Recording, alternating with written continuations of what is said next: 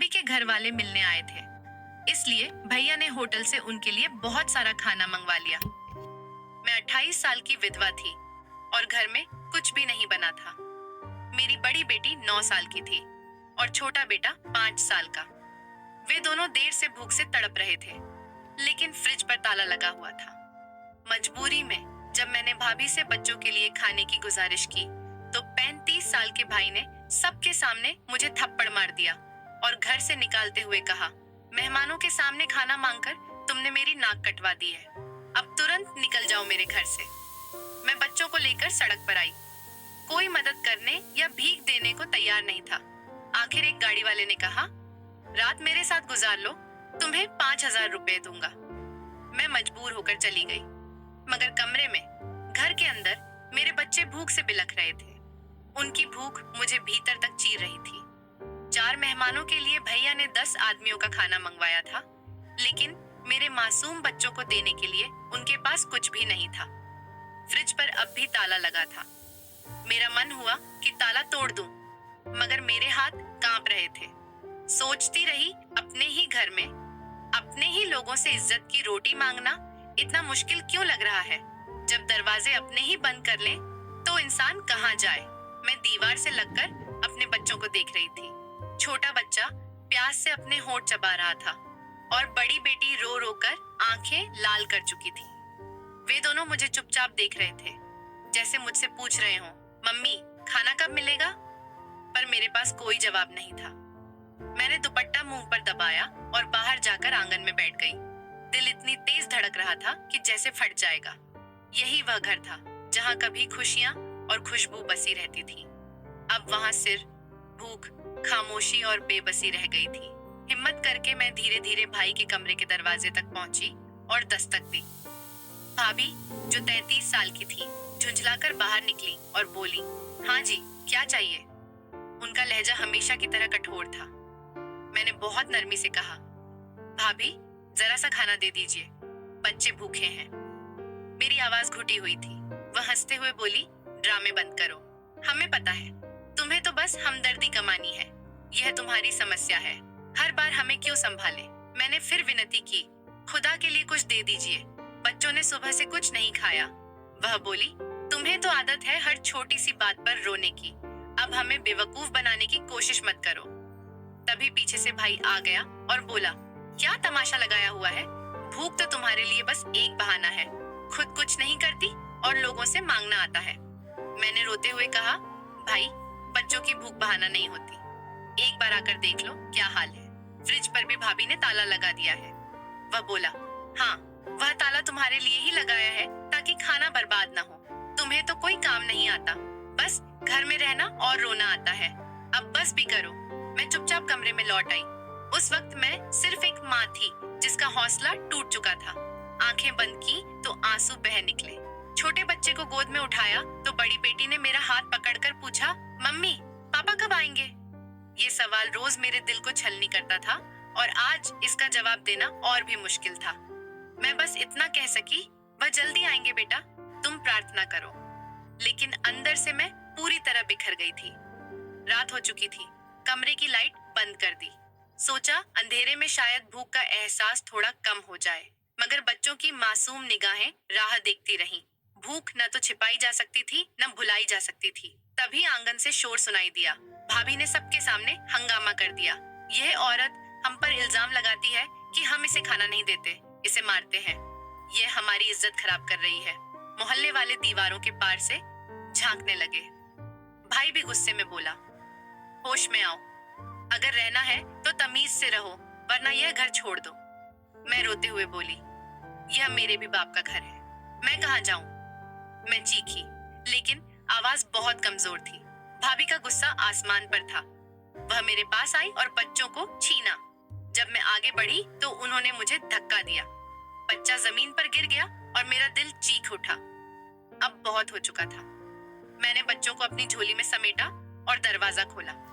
रात का अंधेरा मुझे अपने गले लगा रहा था, लेकिन भाई यह सब तमाशा देखकर भी खामोश रहा। जब मैंने सड़क पर कदम रखा तो ऐसा लगा जैसे जमीन भी मेरा साथ छोड़ चुकी हो। मैं वही औरत थी जो कभी गहने पहनती थी, गाड़ी में शान से बैठती थी, लेकिन आज नंगे पांव शर्मिंदगी से भरी आंखों के साथ अपने ही भाई के घर से निकाली जा रही थी। सड़क पर बैठकर मैंने बच्चों को सीने से लगाया। सड़क की ठंडक मेरे पैरों में उतर रही थी और बच्चे बुखार से तप रहे थे। रात गहरी हो चुकी थी, लेकिन सुबह का कोई एहसास नहीं था। गुजरने वाली गाड़ियां हमें ऐसे देख रही थीं जैसे हम कोई गंदगी हो, जैसे इस दुनिया पर बोझ हो। लोग पास से गुजरे, लेकिन किसी ने ध्यान तक नहीं दिया। मैंने बच्चों को चादर से ढांकने की कोशिश की, मगर वह चादर भी मेरे आंसुओं से भीग चुकी थी। तभी एक बस वाला रुका और झिड़कते हुए बोला, दीदी यहाँ मत बैठो, पुलिस पकड़ ले जाएगी। मैंने नजरें झुका ली और चुप रही। बच्चे थोड़ी देर सो गए। मैंने उनके माथे पर हाथ रखा तो वे पसीने से तर थे। भूख, बुखार और थकान ने उनका जिस्म तोड़ दिया था।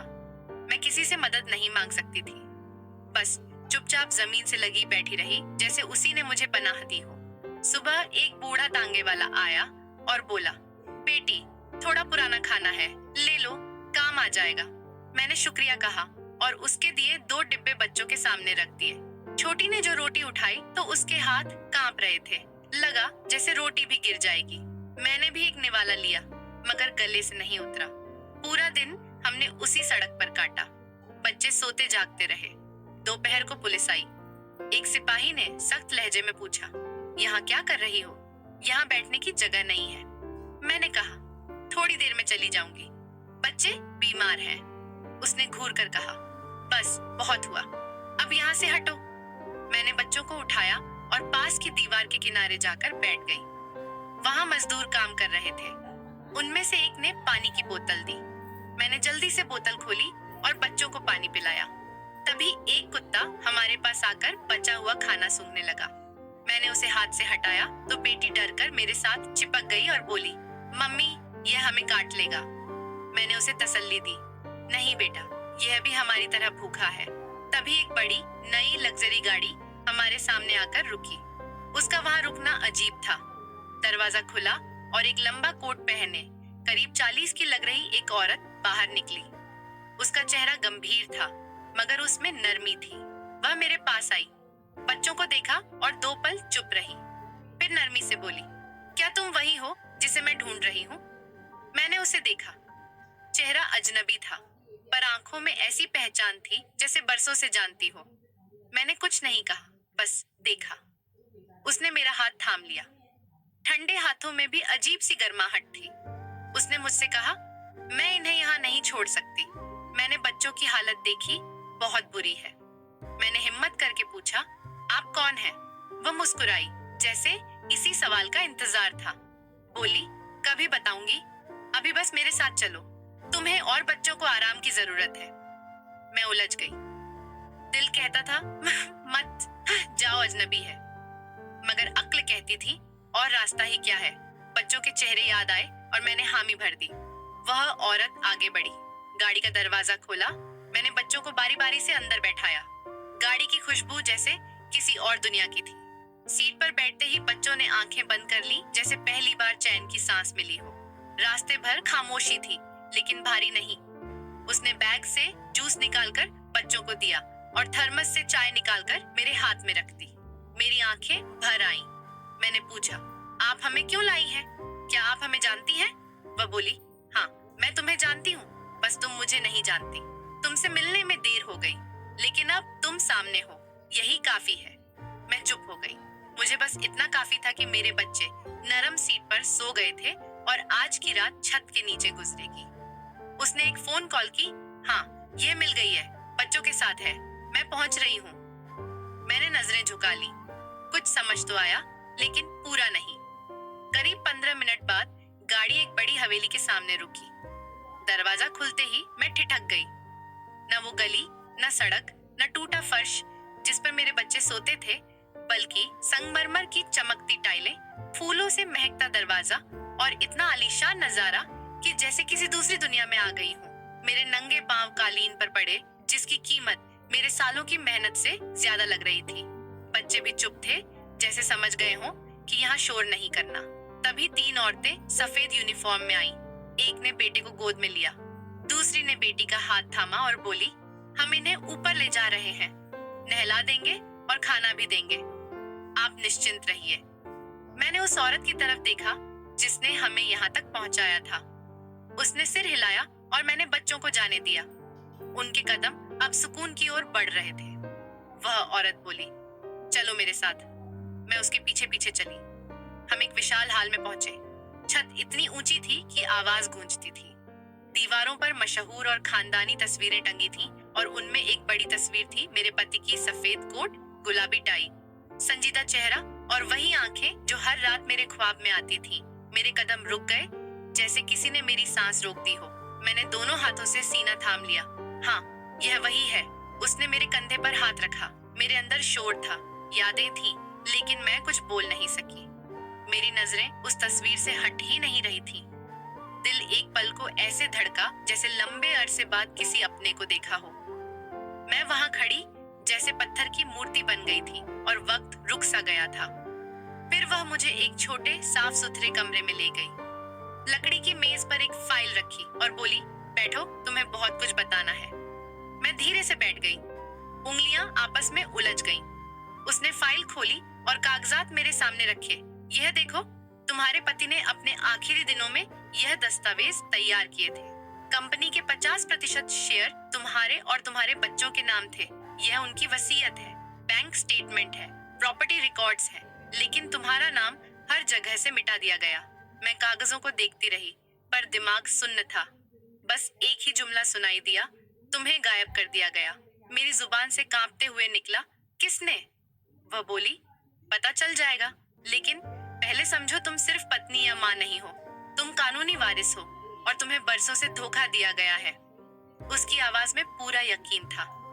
मैंने हिचकिचाकर पूछा, आपको कैसे पता चला? वह बोली, तुम्हारे पति अनिरुद्ध मेरे बिजनेस पार्टनर थे। जब उनकी मौत हुई तो मुझे अजीब लगा कि उनकी पत्नी, बच्चे या कोई वारिस सामने क्यों नहीं आया। मैंने तहकीकात करवाई, लेकिन तुम्हारे बारे में कोई सुराग नहीं मिला। बस इतना सुना कि पत्नी बच्चों समेत कहीं गायब हो गई है।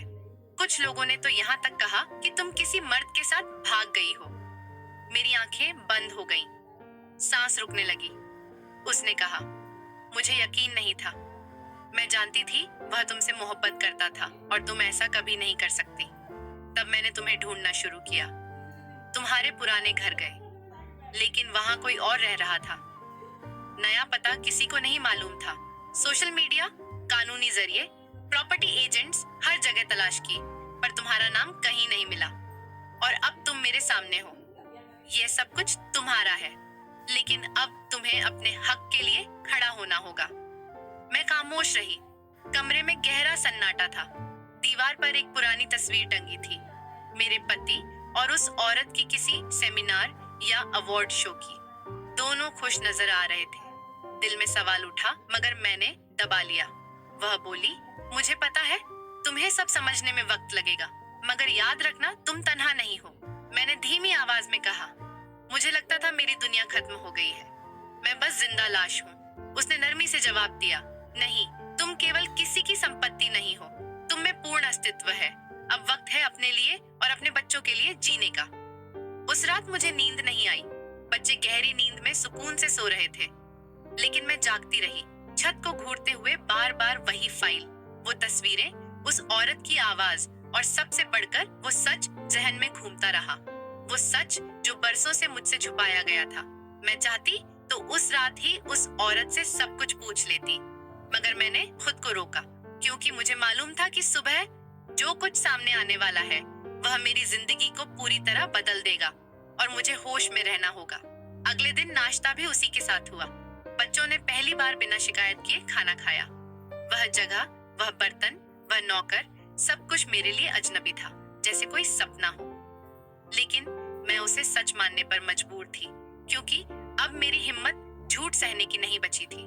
सुबह 10 बजे वह औरत फिर मेरे कमरे में आई। इस बार उसके हाथ में एक फाइल थी। उसने पूछा, क्या तुम तैयार हो? मैंने सिर हिलाया और कहा, हाँ। अब सच सुनने के लिए किसी तैयारी की जरूरत नहीं। हम दोनों फिर से उसके ऑफिस रूम में बैठे। उसने फाइल खोली और कागज दिखाया। यह वो इंश्योरेंस पॉलिसी है जो तुम्हारे पति ने ली थी। उसमें तुम्हारा नाम लिखा है और तुम्हारे बच्चों के नाम भी अंकित हैं। मैंने कागज देखा।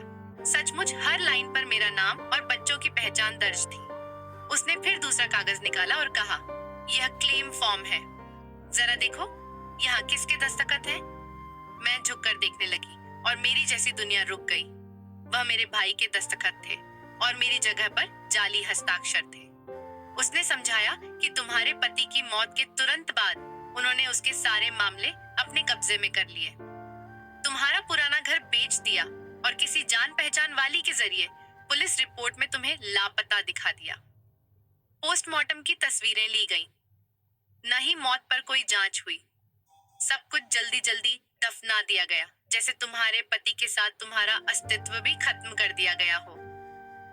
जब मैंने हैरानी से पूछा कि पुलिस ने यह सब कैसे मान लिया, तो उसने कहा, उन्होंने अपने प्रभाव और पैसों से सबको चुप करवा दिया। फिर उसने बताया कि उसने इंश्योरेंस कंपनी से पता लगाया। वहां से मालूम हुआ कि सारी रकम निकल चुकी है और जब उसने सवाल उठाया तो उसे गुमराह किया गया। मैंने धीमे स्वर में पूछा, कितनी रकम थी? उसने सहजता से जवाब दिया, करीब 4 करोड़ रुपए। ये सुनकर मेरे पैरों तले जमीन खिसक गई। मैं अपने बच्चों को 2 वक्त की रोटी के लिए तरसाती रही और वे लोग इतनी दौलत पर मौज करते रहे। उसने फाइल से बैंक स्टेटमेंट भी निकाली और बताया, यह वही अकाउंट है जिसमें तुम्हारे पति की सेटलमेंट की रकम आई थी। कुछ ही दिनों में सारी रकम निकाल ली गई। ये अकाउंट तुम्हारे नाम पर था, लेकिन पता बदल दिया गया था। तुम्हारे नकली दस्तखत लगाए गए और अब इस अकाउंट का कोई रिकॉर्ड तुम्हारे पहचान नंबर से जुड़ा नहीं है। बहुत मेहनत से मैंने यह सब पता किया है। ये सब सुनकर मैं कुर्सी से टिक गई। मुझे लगा कमरा घूम रहा हो। हर फाइल, हर दस्तावेज जैसे मेरे जिस्म पर छुरी चला रहे हों। मैंने कांपते हुए पूछा, और मेरे पति की कंपनी? वह बोली, अभी भी मामला चल रहा था। उनके शेयर तुम्हारे और तुम्हारे बच्चों के नाम पर थे। बस कानूनी तौर पर दावा करना बाकी था। मैं तुम्हारे पति की बिजनेस पार्टनर होने के नाते सब रोक तो नहीं सकती थी, लेकिन मैंने कोशिश कभी नहीं छोड़ी। लोग तरह तरह की बातें करते। कोई कहता तुम किसी के साथ भाग गई हो, कोई कहता तुम्हारे पति ने खुद तुम्हें निकाल दिया। एक वकील ने तो यहाँ तक कहा कि इस तरह की औरतें माल के लिए कुछ भी कर सकती हैं। उस वक्त मेरे हाथ गुस्से से कसकर बंद हो गए। पहली बार मैंने अपने लिए गुस्सा महसूस किया, लेकिन वह गुस्सा आंसुओं में नहीं, दिल में जमा हुआ। मैंने ठान लिया कि अब मैं खामोश नहीं बैठूंगी। उसने मुस्कुराकर कहा, मैं जानती थी तुम यही कहोगी, इसलिए सब तैयार रखा है। कल से हम कानूनी कार्यवाही शुरू करेंगे, लेकिन उससे पहले तुम्हें अपनी पहचान और बच्चों के कागजात फिर से बनवाने होंगे। मैंने दृढ़ होकर कहा, मैं तैयार हूँ। अब मेरे बच्चों का भविष्य दांव पर है और मैं उनका हक लेकर रहूंगी। उसने मेरा हाथ थामा और कहा, हम यह जंग साथ लड़ेंगे। उस पल मुझे लगा ये औरत सिर्फ पार्टनर नहीं, बल्कि मेरी जंग की साथी है। मेरी आंखों में यह नमी आई, लेकिन पहली बार वह कमजोरी की नहीं, बल्कि ताकत की निशानी थी। मैंने अपना नाम, अपनी पहचान और अपनी आवाज वापस लाने की कसम खा ली। अब मेरी हर सांस और हर कदम जंग था। सबसे पहले बच्चों को सुरक्षित किया गया। उन्हें घर के अलग हिस्से में रखा गया, जहां एक नर्स, मनोवैज्ञानिक और टीचर उनकी देखभाल कर रहे थे। उनकी सेहत के लिए सही खुराक, मानसिक सुकून और पढ़ाई का इंतजाम किया गया। इसके बाद मैंने खुद को बदलना शुरू किया। सबसे पहला काम था कानूनी दस्तावेज बहाल करवाना। मैं ऑफिस गई, दोबारा पहचान पत्र बनवाया, बच्चों के फॉर्म निकाले और पति का असली मृत्यु प्रमाण पत्र हासिल किया। यह सब आसान नहीं था, लेकिन उसकी टीम हर जगह मेरे साथ थी। हर दस्तखत, हर उंगली का निशान, हर तस्वीर मुझे दोबारा जिंदगी की ओर ले जा रही थी। इसके बाद हमने सबूत जुटाने शुरू किए। सबसे अहम था कंपनी के असली रिकॉर्ड और सच्चाई को साबित करना। इसमें हमें पुराने अकाउंटेंट, इंश्योरेंस कंपनी के रिटायर्ड अफसर और मोहल्ले के कुछ जानकारों से मदद मिली। इसी दौरान हमें नरेश मिला। वह मेरे पति का ड्राइवर था और सालों से लापता था। उसने आकर कहा, दीदी, मैंने अपनी आंखों से देखा था, वह दस्तखत आपके नहीं थे। सब कुछ मेरे सामने हुआ था। मुझे धमकाया गया कि अगर मैंने सच बोला तो मेरे घर वालों को नुकसान होगा, इसलिए मैं चुप रहा। हमने उसकी गवाही रिकॉर्ड की। फिर सबसे नाजुक कदम उठाया भाभी की कॉल रिकॉर्डिंग। वह अक्सर शाम को अपने पति से फोन पर बात करती थी। हमारी टीम के एक माहिर ने उनके नौकर से पुराना नंबर निकलवाया और उसी पर कॉल मिलवाई। सॉफ्टवेयर की मदद से वह कॉल रिकॉर्ड की गई। उसमें भाभी से पूछा गया, सुनो, तुमने फ्रिज पर ताला क्यों लगाया था? भाभी की आवाज आई, तुम्हें तो पता है, अगर मैं ताला न लगाती तो वो औरत कभी घर न छोड़ती। मुझे मालूम था कि वह भूखी माँ बच्चों के लिए झुकेगी और हमें उसे बाहर निकालना ही था, जो हमने कर दिया। अब वह चली गई है और हम सुकून से रह सकते हैं। अब हम उसके पैसों पर मौज करेंगे। यह सुनकर मेरे हाथ कांप उठे। मैंने मोबाइल की स्क्रीन बंद कर दी, लेकिन वो आवाज मेरे दिमाग में गूंजती रही। रिकॉर्डिंग पूरी होने के बाद मैंने उसे हमारे वकील को दे दिया। यह सबूत ऐसा था जिसे कोई नकार नहीं सकता था, क्योंकि यह उनकी ही जुबान से निकला सच था। अगले दिन मैंने करीब 3 साल बाद पहली बार भाई को फोन किया। उसने मेरी आवाज सुनते ही पहचान लिया और पूछा, तुम कहाँ से बोल रही हो? मैंने जवाब दिया, वहीं से जहाँ से तुमने मुझे मिटाने की कोशिश की थी। पर मैं बच गई और अब सब जान चुकी हूँ। इंश्योरेंस की रकम, जाली दस्तखत और फ्रिज पर ताला, सब। वह गुस्से में बोला, क्या बकवास कर रही हो? किसके कहने पर ये सब बोल रही हो? मैंने दृढ़ता से कहा, सबूत मेरे पास है और कानूनी कार्यवाही शुरू हो चुकी है। अब अदालत फैसला करेगी। वह कुछ देर चुप रहा और फिर बोला, तुम्हें पता नहीं तुम किससे टकरा रही हो। मैंने कॉल काट दी और मन ही मन सोचा, जब एक माँ इंसाफ के लिए खड़ी होती है तो उसके सामने कोई भी साजिश टिक नहीं सकती। अगली सुबह सिक्योरिटी ने खबर दी कि कोई गाड़ी जबरदस्ती गेट से अंदर घुसने की कोशिश कर रही है। कैमरे में साफ दिखा कि वह मेरा भाई था और उसके साथ एक और शख्स था। सिक्योरिटी ने उन्हें रोके रखा और पुलिस को खबर दी। पुलिस आते ही दोनों को गिरफ्तार कर लिया गया। उनके पास से बच्चों के कपड़े, एक खिलौना और स्कूल के बैग बरामद हुए। यह सिर्फ अफवाह फैलाने और डराने की चाल थी। मैं कांप तो गई, लेकिन भीतर से मजबूत रही। पहले जो औरत हर चोट पर टूट जाती थी, अब हर जख्म को हथियार बना चुकी थी। इसके बाद हमने सारे सबूत अदालत में पेश कर दिए। रिकॉर्डिंग, वित्तीय कागजात, जाली इंश्योरेंस दस्तावेज और बच्चों की कस्टडी से जुड़े प्रमाण। पहले ही सुनवाई में जज ने कहा, यह सिर्फ जायदाद का केस नहीं, बल्कि एक औरत, माँ और पत्नी की पहचान का मुकदमा है। उस दिन अदालत का दरवाजा खुलते ही हमें यकीन था कि इंसाफ अब हमारी चौखट तक जरूर पहुंचेगा। मैंने सादा सफेद लिबास पहना था, जो उम्मीद की तरफ साफ और उजाला था। साथ खड़ी औरत ने कहा, आज तुम सिर्फ गवाह नहीं, बल्कि इस पूरी कहानी का केंद्र हो। तुम्हारी सच्चाई सब कुछ बदल सकती है। मैं मन ही मन प्रार्थनाएं करते हुए अदालत के दरवाजे के अंदर दाखिल हुई। अंदर का माहौल गंभीर था। दीवारों पर लकड़ी की सजावट और जज की कुर्सी, सब कुछ जैसे फैसले का इंतजार कर रहे थे। मेरे भाई और भाभी पहले से मौजूद थे। उनके चेहरे पर अब वह घमंड नहीं था। भाई का चेहरा पीला पड़ चुका था और भाभी बार बार अपनी चादर ठीक कर रही थी, जैसे कुछ छुपाना चाहती हो। जज कमरे में दाखिल हुए। सभी खड़े हुए और सुनवाई शुरू हुई। हमारे वकील ने सारे दस्तावेज अदालत में रखे। उनकी बात पूरी भी नहीं हुई थी कि जज ने पूछा, आप कह रहे हैं कि अनिरुद्ध ने अपनी पूरी जायदाद पत्नी और बच्चों के नाम की थी, लेकिन यह सब कानूनी रूप से साबित नहीं हुआ था। हमारे वकील ने आस्था से फाइल की ओर इशारा करते हुए कहा कि यह वसीयत, जो अनिरुद्ध के दस्तखत के साथ नोटराइज है, मजबूत सबूत है।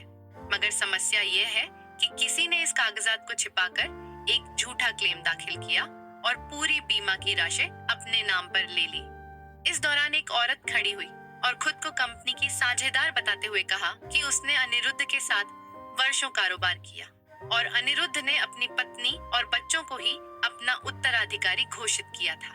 लेकिन जब उसने उनसे संपर्क करना चाहा, तो बताया गया कि वे लापता हैं और समाज में उनके चरित्र पर सवाल उठाए गए। उसने कहा कि उन्हें ढूंढने में करीब 3 साल लगे।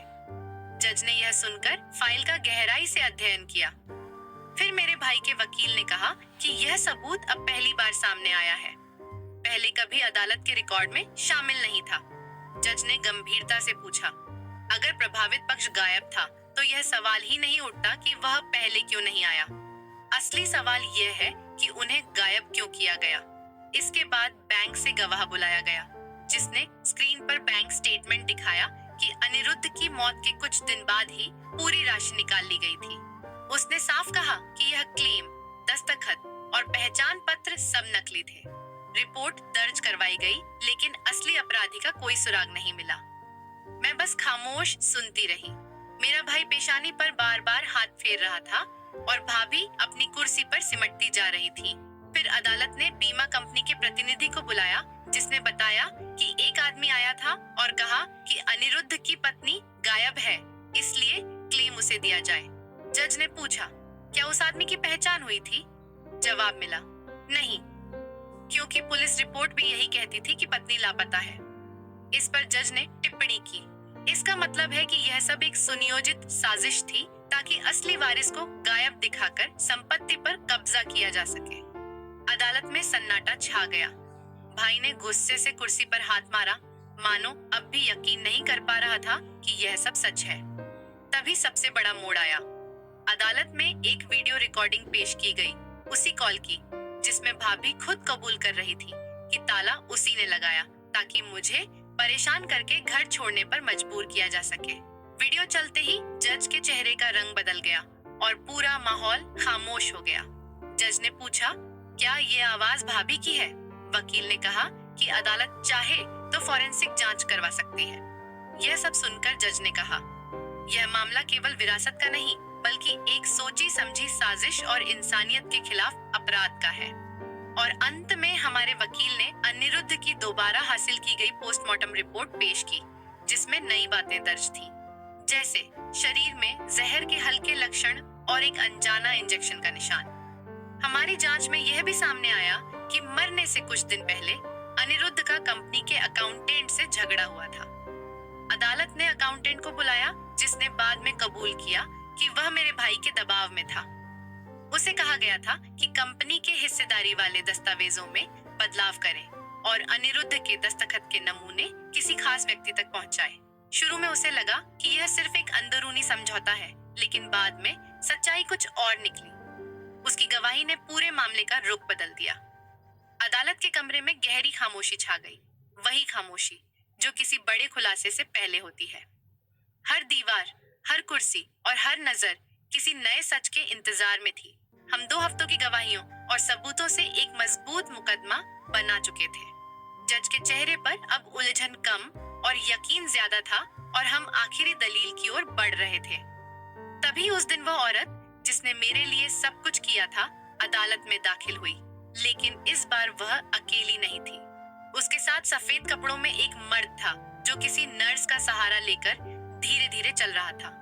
उसकी चाल में कमजोरी झलक रही थी, जैसे वह लंबी बीमारी और तकलीफ से गुजरा हो। चेहरे पर जिंदगी की हल्की चमक थी, मगर आंखों में अब भी पूरी रोशनी नहीं लौटी थी। जैसे ही वह दरवाजे के करीब पहुंचा, मेरी सांसें थम सी गईं।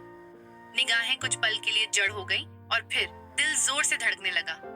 मैं खड़ी हो गई, बच्चों को पास बुलाया। बड़ी बेटी ने मेरा हाथ पकड़कर पूछा, मम्मी, ये कौन है?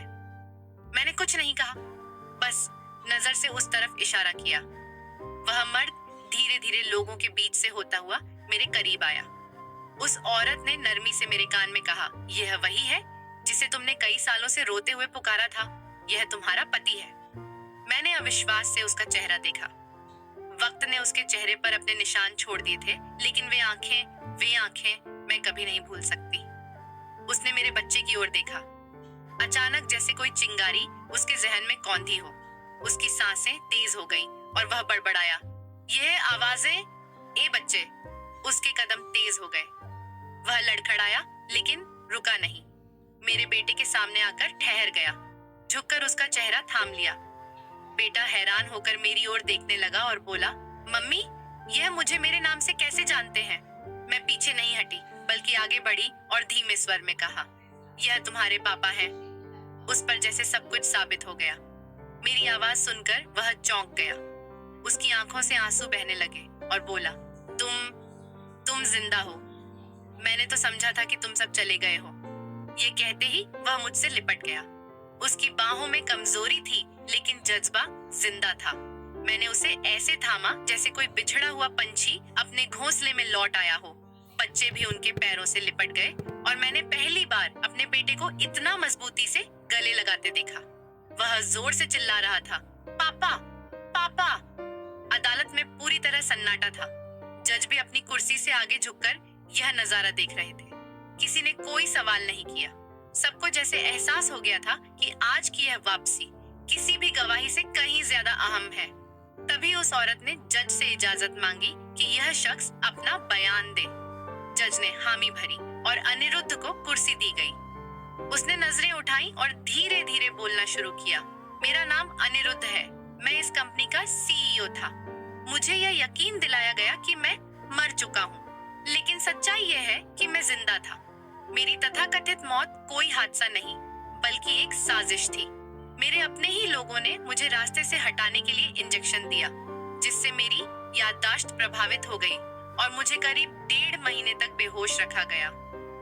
जज ने पूछा, क्या आपको याद है वे लोग कौन थे? अनिरुद्ध ने सिर झुकाया और फिर कहा, वह मेरे साले और उसकी पत्नी थे। यह सुनकर अदालत में जैसा धमाका हो गया। जज ने कलम गिरा दी और सबकी नजरें उस भाई और भाभी पर टिक गईं। वे दोनों कुर्सियों पर सख्त पड़ गए। भाभी हाथ जोड़ने की कोशिश करने लगी, लेकिन जज ने तुरंत टोकते हुए कहा कि ऐसी हरकत अदालत में बर्दाश्त नहीं की जाएगी। अनिरुद्ध ने आगे बताया, मुझे एक प्राइवेट क्लिनिक में रखा गया, जहां मेरे सारे कागजात गायब कर दिए गए और मेरे बारे में झूठी बातें फैलाई गईं। कुछ मुलाजिमों ने मुझ पर रहम किया और फिर एक सामाजिक संस्था के जरिए मेरे पार्टनर तक खबर पहुंचाई। मैं लंबे इलाज के बाद जैसे ही अपने बच्चों की आवाज सुन पाया, मेरी सारी याददाश्त लौट आई। उसकी बात सुनकर मैंने आंसू भरी आंखों से सिर हिलाया और मन ही मन शुक्र अदा किया। मैंने तो रब से सिर्फ इंसाफ मांगा था, लेकिन उसने मुझे मेरा पति लौटा दिया। जज ने सुनवाई थोड़ी देर के लिए रोक दी ताकि हम संभल सके। बाहर निकलते ही मीडिया ने सवालों की बौछार कर दी, लेकिन उस औरत ने सबको चुप रहने का इशारा करते हुए कहा, आज हम बस खामोशी से शुक्रगुजार हैं। पत्नी ने इंसाफ मांगा था और उसे उसका हक मिल गया। अब कानून बोलेगा। मेरे पति को सुरक्षा में गाड़ी से ले जाया गया। बच्चे उनका हाथ थामे रहे। बेटी बार बार उनकी शर्ट पकड़ लेती, जैसे डर हो कि वे फिर से कहीं चल न जाएं। बेटा उनके साथ कदम से कदम मिलाकर चल रहा था, जैसे बरसों की कमी इन कुछ घंटों में पूरी करना चाहता हो। हम सब उनके साथ अपने घर लौटे। वही घर जो कल तक सिर्फ कागजों में हमारा था, आज सचमुच अपना लग रहा था।